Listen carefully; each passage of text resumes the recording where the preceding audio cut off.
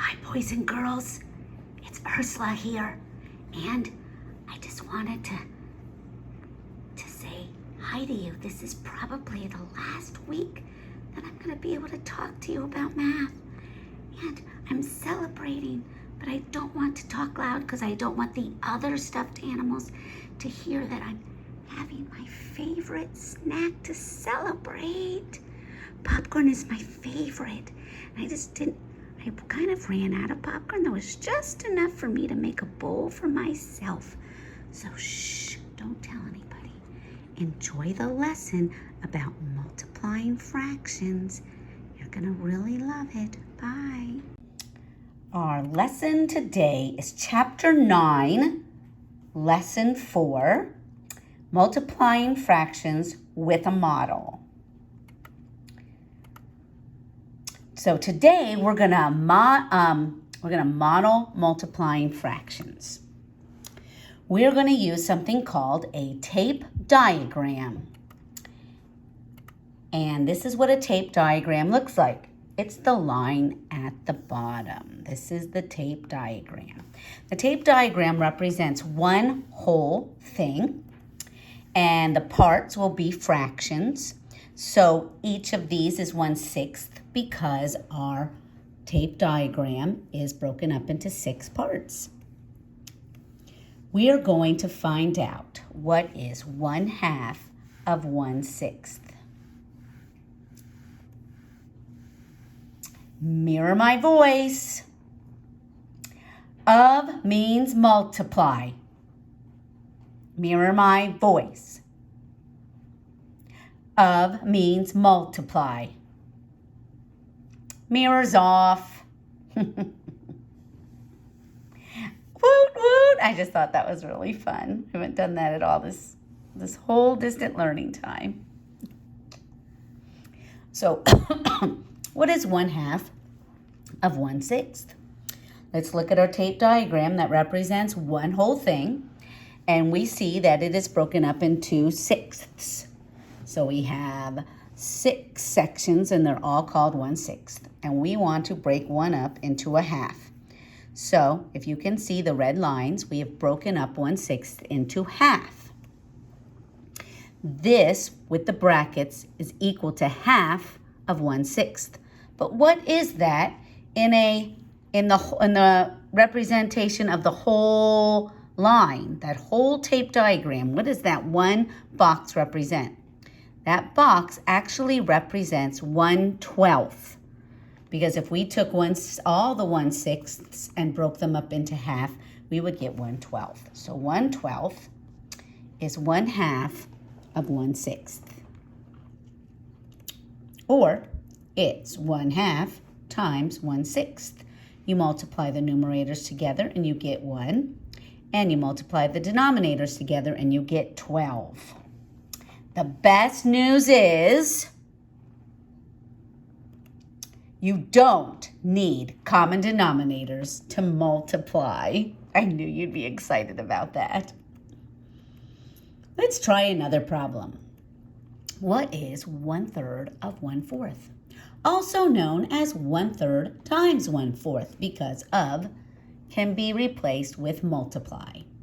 So we're going to have our tape diagram again, and it represents 1 again, but this time we're going to break it up into 4ths because we want to find out what 1/3 of 1/4 is. What fraction is that?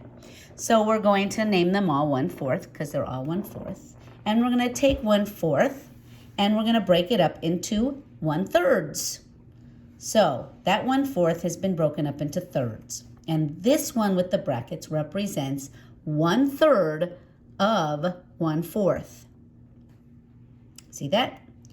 And if we break up all the fourths into thirds, what we end up with is a bunch of boxes, and there are 12 of them. So each box represents 1/12. So 1/3 of 1/4 is 1/12. Okay. Now we're going to use another kind of model to represent multiplying fractions, and it's called an area model. Can't wait. So, do you remember that we used an area model or an array for multiplication? And it looks something like this, where there's 4 columns of tiles going down, and there are 3 rows of tile going across. That just represents 4 times 3. And because there are 4 columns of 3 rows, there's 12 tiles. The total number of tiles in the area model is 12. And this is how we find area for a rectangle. So now we are going to use an area model for 2/3 of 3/5. So we're going to take 3/5. That means we're going to have 3 columns of the 5 columns down. And we're going to take 2 rows of the 3 rows. And what we're going to be looking for is the overlapping, and that's the green part. So the 6 green boxes are the overlapping rows and columns. And so we multiply 3 times 2 and we get 6. And then we multiply 5 times 3 and we get 15. The denominator is all of the boxes together. And always reduce. So we can reduce 6/15 by 3. 6 divided by 3 is 2. 15 divided by 3 is 5. Super job, you guys. Let's do it again. Let's try another equation. Let's use an area model to find 4/5 of 5/6. So here again is our area model, and we have 5 of the 6 columns going down, filled in, as you can see with the arrows. And then we're going to have 4 of the 5 rows going across, filled in. And we want to look at the shaded area. The shaded area is 20. So 20 of the whole thing is filled in. And then the denominator is all the boxes together, which is 30.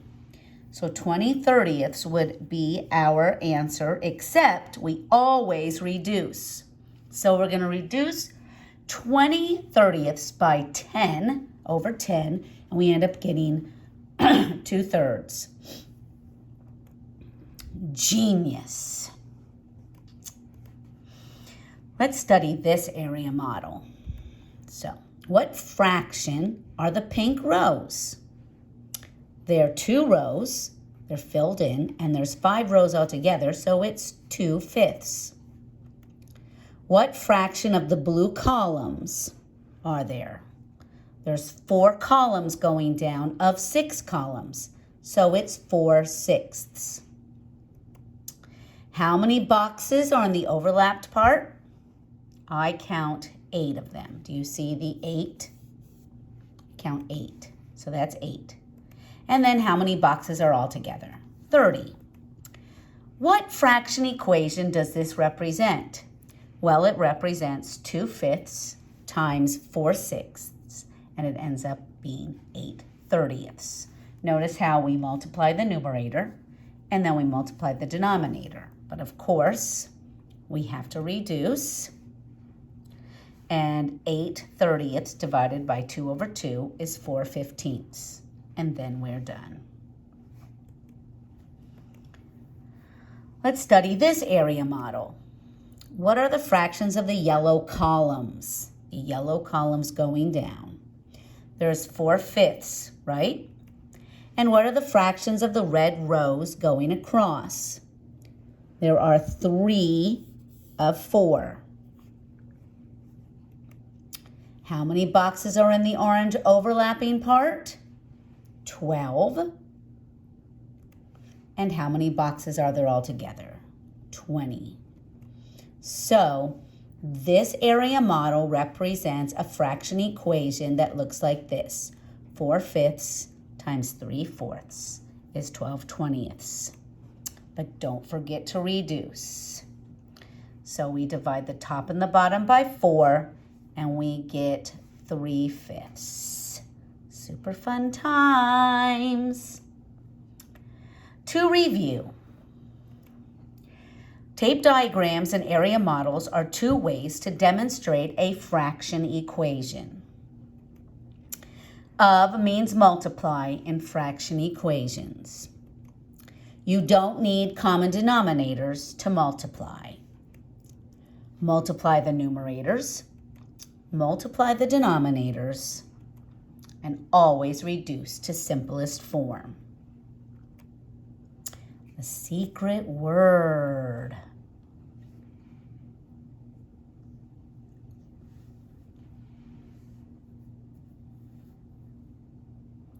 is popcorn. The end. Oh, I should say that your homework today is a form, and basically what you'll be doing is just multiplying fractions together. So remember, multiply the numerator by the numerator and the denominator by the denominator, and then reduce if you have to, because the answer on the form is reduced.